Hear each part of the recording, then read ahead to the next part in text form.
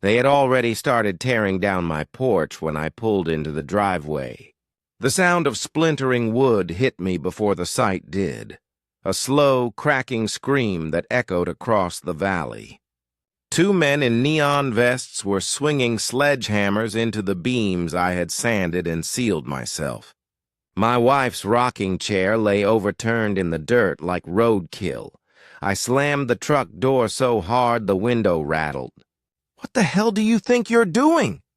One of them looked up surprised, then pointed to a clipboard. "Demolition order." "You can't be here, sir. Unsafe structure. Unsafe." My chest went cold. I'd built this house with my own hands 15 years ago, inspected, certified, and approved by the very office they were claiming had condemned it. I took the paper from him. It had my address, my parcel number, and my signature, except it wasn't mine. The handwriting looked too neat, too perfect. Someone had forged my name. For a long moment I couldn't even speak. The workers shifted awkwardly, glancing toward their trucks, waiting for permission to keep going. Then the man in charge said, "Look, we're just following orders." The HOA filed the paperwork. "Says you didn't comply with inspection corrections." That's when it hit me. The HOA. Before I go on, welcome to Potato Tales, where real justice doesn't come with handcuffs. It comes with truth. If you're new here, hit subscribe and settle in, because what you're about to hear isn't just a story, it's a blueprint for what happens when the wrong people mess with the right one. I'd moved to Pine Ridge Estates for peace, a small community tucked between evergreens and a winding river, built on land that used to be farmland. The kind of place where people waved when they passed and put little flags in their yards on holidays. But under all that charm was an HOA that ran the place like a private government. They had rules for everything: mailbox height, fence color, even how long your car could stay in the driveway. I was used to dealing with regulations. It's what I did for a living. What I wasn't used to was arrogance wrapped in authority. The man with the sledgehammer turned back toward the house. "Sir, we've got to keep going."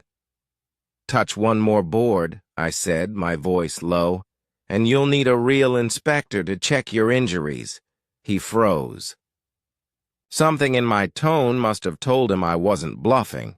He nodded to the others and they stepped back. I walked into the house, my house, and saw sunlight spilling through a gap where the front wall used to be. The smell of sawdust mixed with damp earth. A photo of my daughter had fallen face down near the entryway. I picked it up carefully, brushed off the dirt, and set it on the counter. That's when I heard the crunch of tires behind me. A silver SUV rolled to a stop at the end of the drive. The window lowered, and out leaned her, a woman in a navy blazer and oversized sunglasses. The kind of polished confidence that only comes from making other people miserable for a living. "Mr. Kane," she called out, her voice syrupy sweet. "I'm glad you're here. We've been trying to reach you for weeks." I recognized her instantly. Caroline Mercer, the president of the Pine Ridge HOA. Her signature was on every newsletter. Every fine notice, every so-called community improvement plan. "You're trespassing," I said. She smiled like I'd told a joke. "On the contrary, Mr. Kane, this structure violated multiple safety codes." The board voted unanimously to remove it. "You should have corrected the deficiencies when notified." I held up the demolition order. Funny, because I am the one who signs off on safety deficiencies in this county. And I don't remember condemning my own house. Her smile faltered just slightly. "Excuse me?" "You heard me," I said, stepping closer. "County Building Inspection Department. Senior Inspector. 15 years on the job. You forged a permit with my signature on it." Her lips parted, but no words came out. The workers were standing perfectly still now, hammers hanging at their sides. "That's a felony," I said softly. She blinked, and the confident mask slipped just enough for me to see the panic underneath. Then, like a snake regaining its coil, she straightened up. "I'm sure this is just a misunderstanding. The documents were submitted through official channels." "Then I guess we'll see whose channels," I interrupted. "Because as of right now, you've got unauthorized personnel performing demolition on county-inspected property. I suggest you leave before I start treating this like a crime scene." Her SUV door slammed shut, tires spinning gravel as she sped away. I stood there for a moment, letting the quiet return. My house was half destroyed, my porch gone, but the anger settling inside me wasn't wild or reckless. It was precise, focused. They thought they could scare me with paperwork and power plays. They didn't realize the man they tried to frame was the same one who wrote the codes they pretended to follow. I looked at the wreckage, at the clipboard in my hand, and felt the first spark of something sharper than rage. Resolve. They wanted to play bureaucracy? Fine, I'd play better. I walked back to my truck, grabbed my camera, and began taking photos of every detail: the permits, the truck plates, the broken boards. If the HOA wanted a fight, they were about to get one written in the language they'd never beat, the law, and I was fluent. The sun dipped lower behind the ridge as I stood there, camera still warm in my hand. The air had that dry electric taste you get right before a storm, even though the sky was perfectly clear. I'd seen storms like this before, not in the clouds, but in people. Bureaucratic storms, legal ones, the kind that look harmless until you realize how much destruction hides behind a signature. I spent the next few hours doing what I did best, documenting everything. Every nail, every splinter, every tire track left on my gravel drive. I took close-ups of the clipboard, the supposed demolition order, the permit number in the corner. Then I went inside the wreckage again and pulled what was left of the file cabinet from the study. Half the drawers were bent, but the folder I needed was still there. My blueprints, inspection reports, and the deed. The proof that everything on this land, every beam, every nail, had been built right and built legally. When the sun went down, I sat in the truck, engine idling, with my laptop glowing faint blue. I scanned the fake permit and ran it through our county's document verification system. It pinged. Genuine serial number, real county seal. But the signature field was digital, and that's where things got strange. It wasn't just that someone copied my signature. The file metadata showed it had been uploaded from an HOA office computer just 4 days ago. I leaned back in the seat, running my hands through my hair. Whoever did this wasn't stupid. They'd accessed internal systems somehow, or had help. That meant one of two things. Someone inside the county office was working with the HOA, or they'd hacked it. Either way, it was a felony. I opened a fresh folder on my desktop and labeled it Pine Ridge Incident. Then I wrote the first note in it. Start with Caroline Mercer. The next morning, I drove into town. The county records building stood between the library and a donut shop, its glass doors polished enough to reflect the tired look on my face. I'd been there hundreds of times over the years, but never as a victim. Inside, the fluorescent lights buzzed. Behind the counter sat Shelley, one of the clerks who'd been there as long as I had. She was the kind of person who remembered everyone's coffee order and birthday, and the kind of person who could spot a fake form from a mile away. "Morning, Jack," she said automatically, then blinked. "You look like you wrestled a bear." "Close," I said. "Someone tried to tear my house down yesterday." She froze, her hand halfway to her coffee mug. "What?" I slid the printed permit across the counter. "You ever seen this come through?" She frowned, adjusted her glasses, and clicked her mouse. "Permit 37462B, pulled." "Huh, that's odd. It shows as processed under your authorization code." "Check the workstation signature." She squinted. "That's one of the terminals in the HOA satellite office.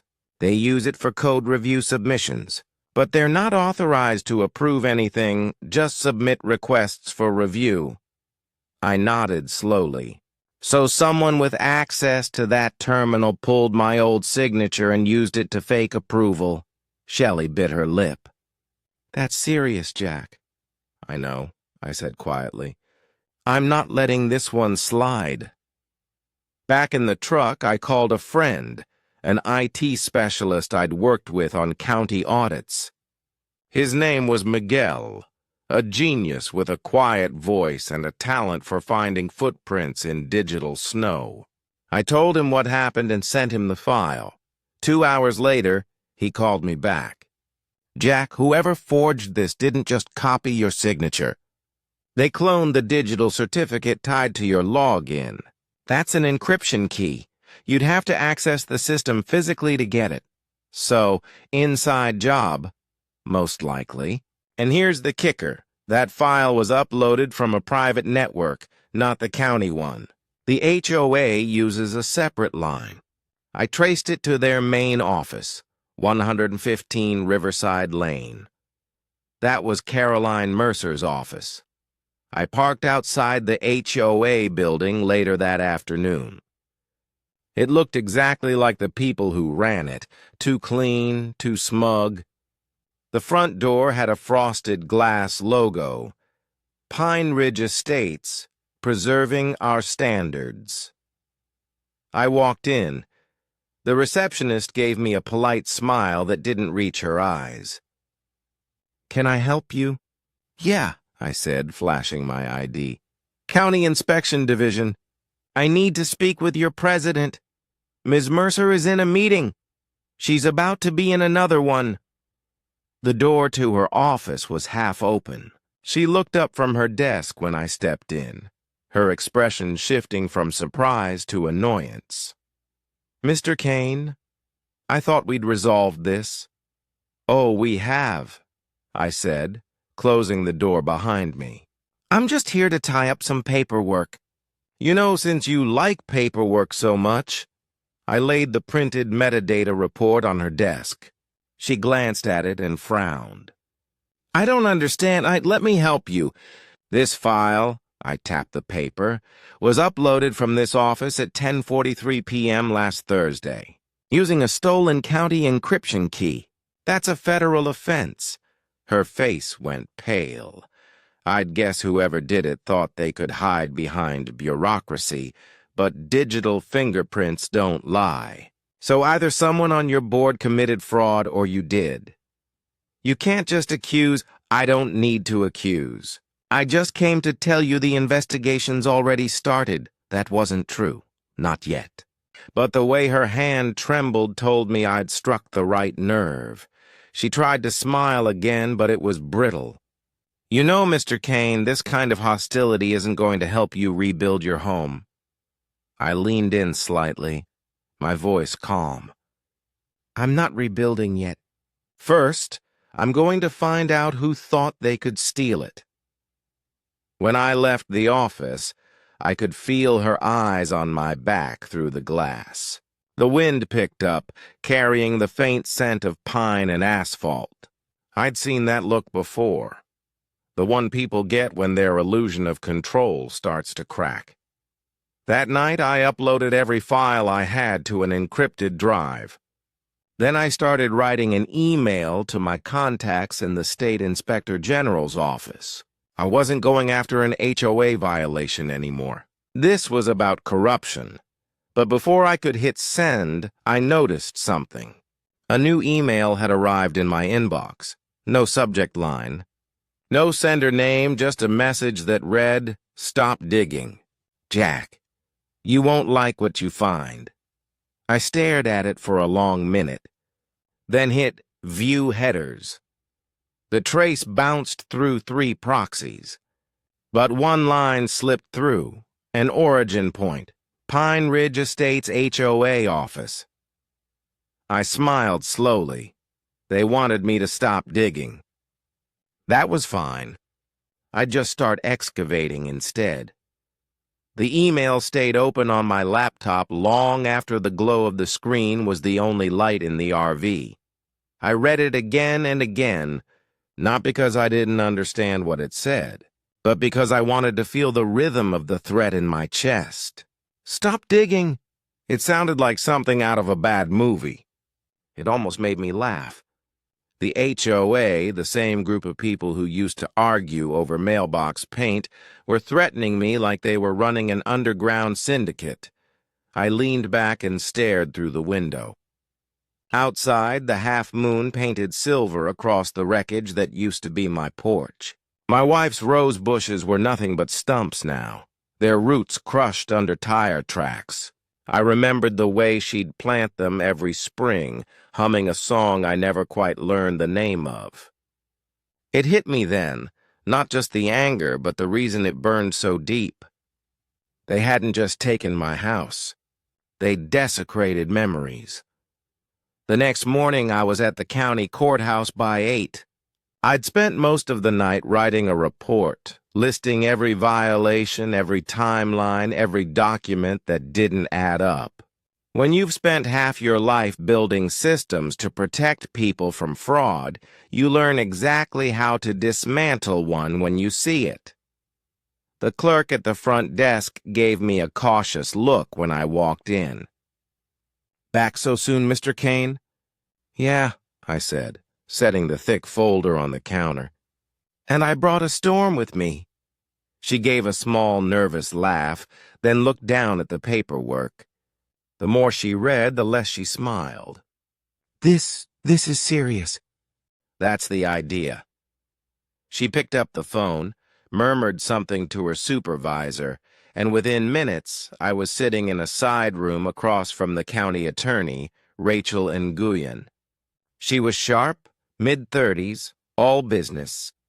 The kind of person who could quote building code numbers the way most people quoted movies. I laid everything out for her.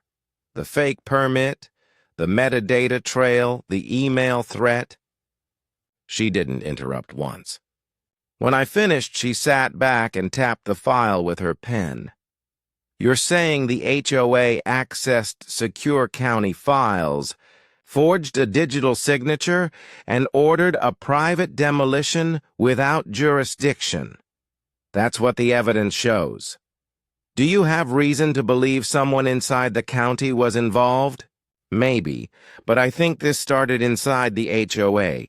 She nodded slowly. "All right, Mr. Kane, I'll have our cyber unit pull network access logs. And Jack, don't contact them again. If they sent that message, they're nervous. Let's use that." Her professionalism gave me hope. For the first time since I'd watched my porch come apart, I felt like someone else was in the fight with me. That night, I parked my truck overlooking Pine Ridge. The houses were glowing softly in the distance. Porch lights, garden lamps, the hum of a perfect suburban night. From up here, you'd never guess how rotten the system underneath was. I sipped my coffee and watched as a set of headlights rolled down Heron Trail. A black sedan, tinted windows, slow. It didn't turn toward any of the homes. It cruised right past the HOA office and stopped near my demolished property. The engine idled for a moment, then the lights went out. I watched for 10 minutes. No one got out. Then the car pulled away, disappearing down the road. I didn't move. I didn't call anyone. I just memorized the plate.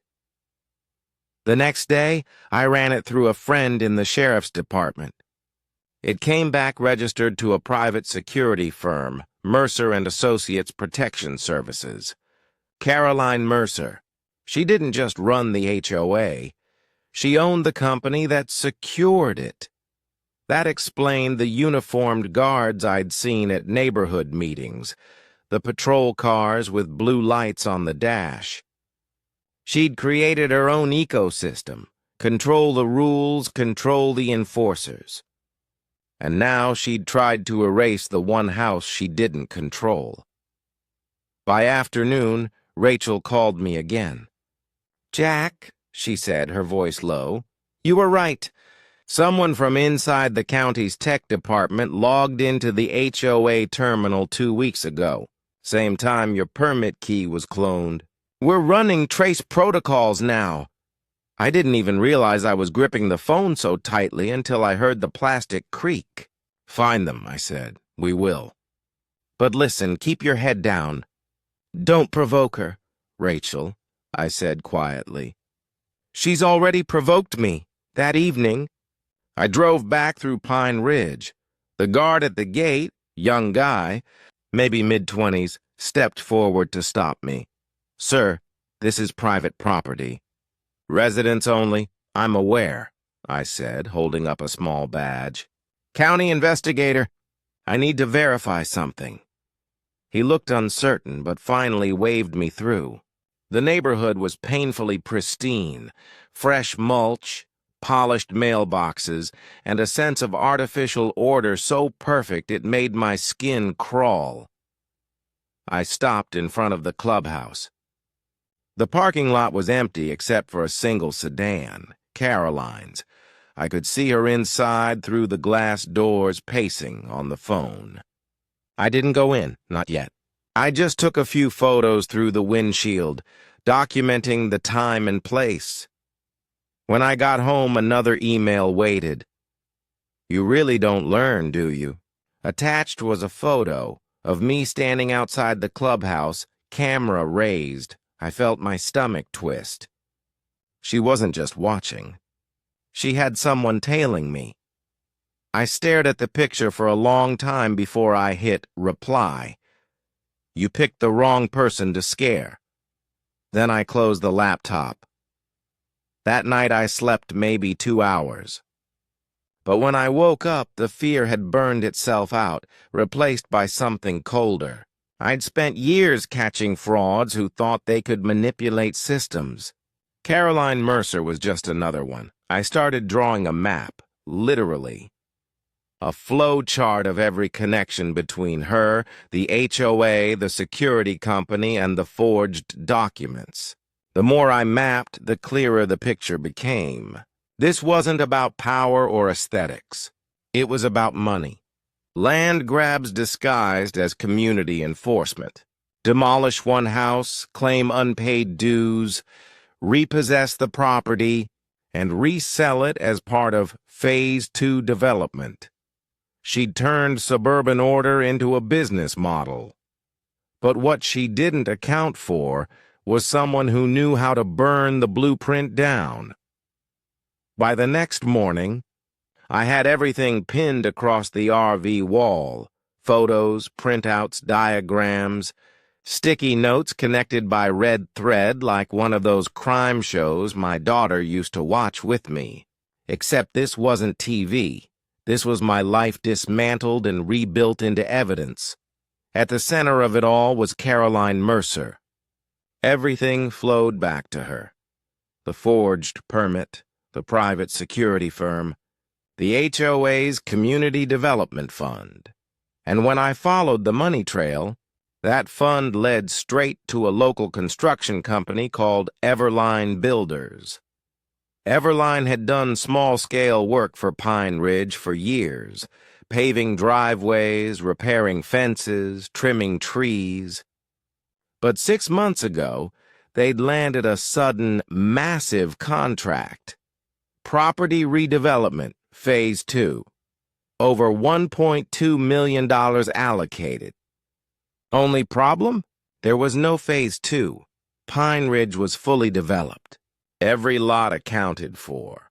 Unless someone was creating new lots, it hit me like a gut punch. The demolition of my home wasn't an accident or an overreach. It was a real estate heist dressed up as an HOA enforcement. They'd planned to condemn my land, seize it under neighborhood reorganization, and sell it off as 3 new parcels. I needed proof, and proof meant access. I drove into town and stopped by a cafe near the courthouse. Miguel was already there, nursing his 3rd coffee. His laptop was open, his expression unreadable. "I found something," he said, before I'd even sat down. "You were right. Everline's invoices are being paid through the HOA account, but the deposits are being split. Half to Everline, half to a holding company." "Name?" "Riverside Development Holdings, LLC." I frowned. "Registered to?" He turned the screen toward me. "Caroline Mercer." I let out a slow breath. "Got her." Miguel's grin was small but sharp. "That's not all. The HOA server has a hidden subdirectory, password protected, but I cracked it. There's a folder labeled Phase 2 Bylaws. Inside, maps, property divisions, even pricing sheets. They've already drafted marketing materials for new homes. New homes built where mine stands," I said quietly. He nodded. "Exactly." For a moment, the noise of the cafe faded. It was like standing on the edge of a cliff, one step away from either victory or disaster. "Can you pull copies?" I asked. "Already did." "But Jack—" He hesitated. "If they find out I accessed this, they'll know it came from your side. You ready for that?" I looked out the window, where sunlight glinted off passing cars. I stopped being ready the moment they hit my porch with a hammer. Let them know. By that afternoon, Caroline knew, I came home to find another letter taped to what was left of my door. It wasn't official. No letterhead, no envelope. Just a piece of paper, folded once, with words scrawled in neat, looping handwriting. "This is your final warning. Leave it alone." There was no signature, but it smelled faintly of her perfume, jasmine and control. I didn't even bother taking it inside. I tossed it into the fire pit and watched it curl into ash. That night I called Rachel. "We've got financial links between the HOA and Mercer's shell company," I told her. "And fraudulent permits to justify land seizures." She whistled softly. "That's racketeering, Jack. Organized financial crime under state law." "You're sitting on a gold mine of charges." "I'm not sitting," I said. "I'm moving." The next day, I walked into the HOA office with a manila envelope under my arm. No badge, no pretense this time. Caroline looked up from her desk, and the polite smile she always wore froze halfway. "Mr. Kane, you can't just barge in here." "I just did," I said. "We need to talk." "About what?" I dropped the envelope on her desk. It hit with a soft slap. "About Riverside Development Holdings. About the fake demolition permit. About the $612,000 transfer last month labeled Site Prep, Parcel Reconstruction." Her color drained.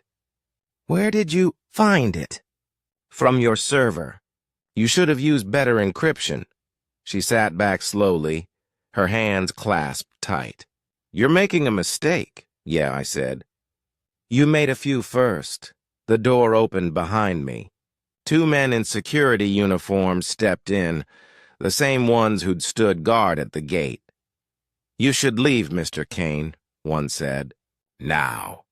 Caroline stood, regaining her composure like slipping back into armor. "You've trespassed on private property and accessed confidential records. I could have you arrested." I turned to face her. "Go ahead." "Call them." She blinked. "Because when the deputies show up," I continued, "they'll get a copy of this." I pulled a flash drive from my pocket and held it up between 2 fingers. "It contains every email, every forged permit, every bank transfer. And if they don't take it, I'll walk it straight into the state attorney's office myself." Her face twisted. "You're bluffing. You know what's funny?" I said, smiling faintly. I never bluff with evidence. For a long, heavy second, no one moved.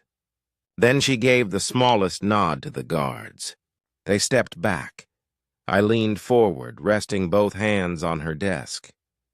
You wanted to play power games, Caroline. You picked the wrong opponent. I built this county's rule book. You just weaponized it without reading the fine print. Her mask cracked just for a moment. I saw fear flicker behind her eyes. I'm giving you one chance, I said. Step down. Dissolve your board. Or next week, when the state opens its investigation, I won't be the only one they question. I turned to leave. Her voice followed me, sharp and trembling. You think you've won? I stopped at the door and looked back. No, I just started playing fair. Outside, the air smelled like rain. I looked up, feeling the first drops hit my face. It was coming, the storm that had been brewing since the first nail hit my porch. And this time, I wasn't going to hide from it. The rain didn't stop that night. It came in sheets drumming on the roof of the RV like a heartbeat I couldn't escape. Every few minutes, lightning flashed across the sky. And in that brief white light, I could see the bones of my home, half-buried lumber, twisted metal, the ghost of a roof that used to keep out storms like this. I sat by the small table, the flash drive sitting in front of me. It wasn't just evidence anymore. It was a weapon. At midnight, my phone buzzed. Miguel's voice was quiet on the other end. She's moving money. Right now. 2 wire transfers, both from the HOA's escrow fund to a bank in Cayman under the name Mercer Consulting Group. I rubbed my eyes. She's covering her tracks. Trying to, he said. But she's sloppy. I'm copying the transaction data and screenshots now. Once I have it, she can delete the whole server for all I care. Send me everything. You got it. And Jack? Yeah?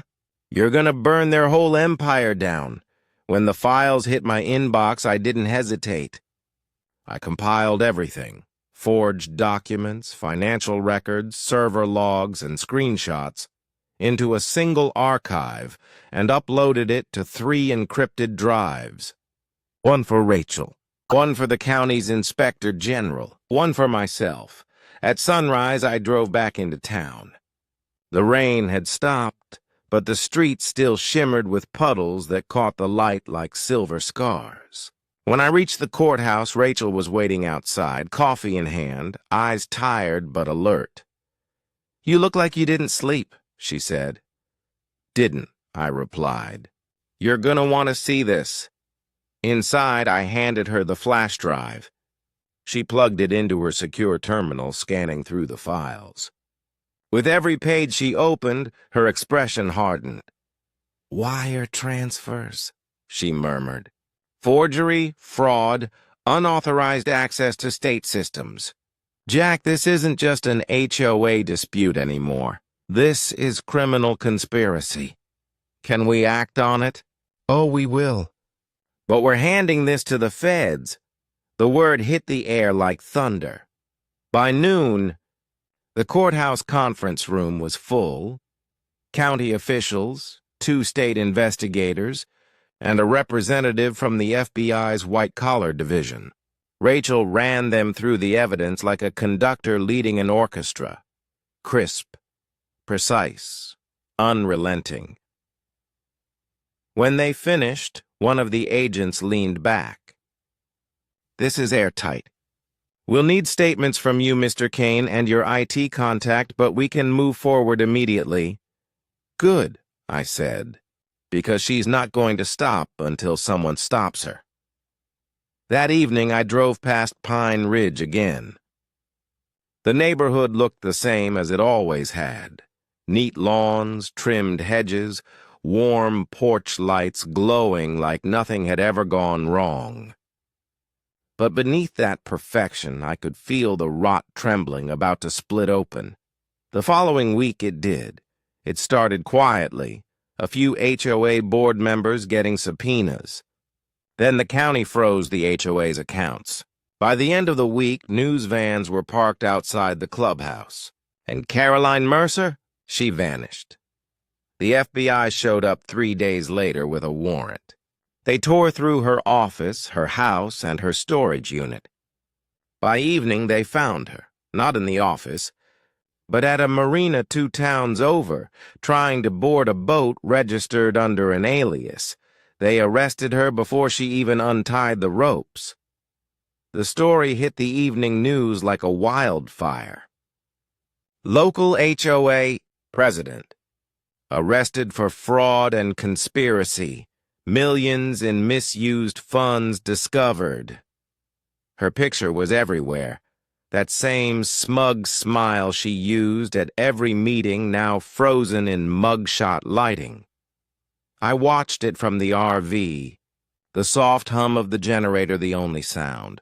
When they showed the footage of her being led away in cuffs, I didn't feel triumph. Just quiet relief. A week later, I got a call from Rachel. "They're closing the investigation, Jack," she confessed. Said she'd been planning the redevelopment for months. She forged the permits herself. I exhaled slowly. "And the others?" "The board claimed ignorance. Some of them might still face charges. But you—" She paused, and I heard a smile in her voice. "You're getting your settlement." "How much?" "Enough to rebuild. Maybe more. I didn't ask for the number. Money wasn't what I'd lost, but it was something. The first thing I did was buy lumber. The first nail I drove into that new frame echoed through the valley like a gunshot. One after another, plank by plank, the skeleton of a home began to rise again. Not the same as before, stronger, cleaner, deliberate. This wasn't a rebuild. It was a reclamation. Sometimes, when the sun dipped behind the ridge, I'd stop and look at the sky. The same one my wife used to paint in soft watercolor hues. I'd think about what she'd say if she saw me now. She'd smile that patient smile and say, "See? Things break, but they can be rebuilt." The day I moved the last beam into place, the neighbors from Pine Ridge came by, not as residents of an HOA, but as people. No clipboards, no fines. Just hands that offered help. One man I recognized, an older guy who'd once complained about mailbox height regulations, brought me a thermos of coffee. "We're voting to dissolve it," he said quietly. "The whole HOA. We're done with that nonsense." I nodded. "Good. Maybe it's time this place remembered what community actually means." He smiled. "You know, you could lead it." "Whatever comes next," I laughed. "No thanks. I've had enough politics for one lifetime." He chuckled and walked off, leaving me standing there on the porch. My porch. As the wind rustled through the pine trees. A few months later, the lawsuit settled. $942,000, I didn't spend it on cars or vacations. I used it to rebuild the house exactly as it had been, down to the porch swing and the rose bushes. But this time, I added one more thing. A reinforced steel door with a small plaque beside it that read, "Built once, defended twice." And when the local reporter came by asking for a statement, I just said this: they thought owning papers gave them power. But power isn't on paper. It's in the ground you stand on, and the truth you refuse to surrender. The story aired that weekend, and the comment section exploded. Half the town called me a hero. The other half called me stubborn. Maybe both were true. That night, I uploaded the last piece of evidence to a public archive.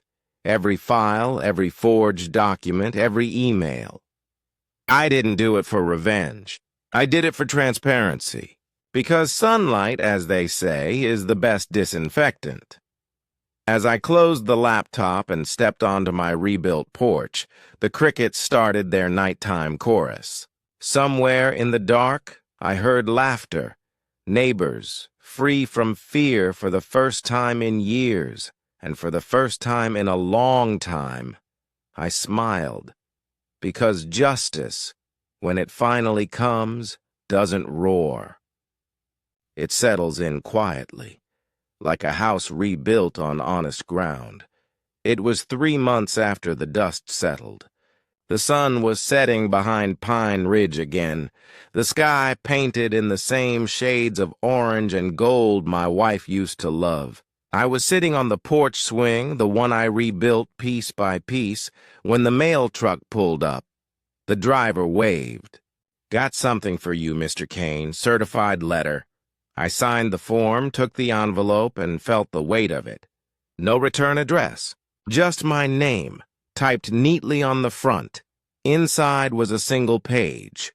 For what it's worth, I didn't start this to hurt anyone. It was supposed to save the neighborhood. But you were right. I forgot who it really belonged to. CM, no threats, no excuses, just those words. I sat there for a long time, the paper trembling slightly in my hand as the wind picked up. Then I folded it, placed it inside my old fireproof box, the one where I kept the deed, the rebuild plans, and my wife's favorite photo.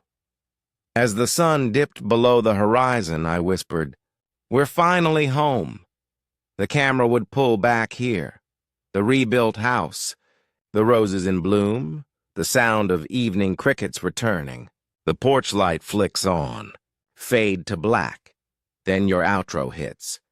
This is Potato Tales, where every story reminds us that sometimes the hardest rebuilds aren't made of wood and stone, but truth.